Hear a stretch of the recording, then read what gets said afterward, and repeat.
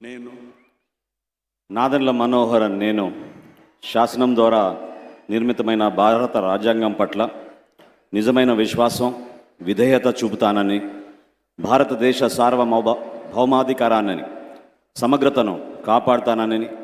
ఆంధ్రప్రదేశ్ రాష్ట్ర మంత్రిగా నా కర్తవ్యాలను శ్రద్ధతో అంతఃకరణ శుద్ధితో నిర్వహిస్తానని, భయం కానీ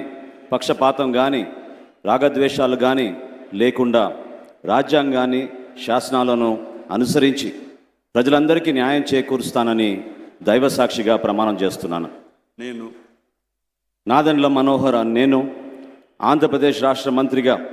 నా పరిశీలనకు వచ్చిన లేదా నాకు తెలియవచ్చిన ఏ విషయాన్ని నా కర్తవ్యాలను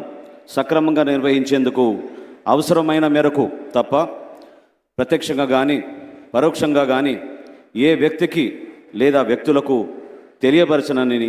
లేదా వెల్లడించనని దైవ సాక్షిగా ప్రమాణం చేస్తున్నాను.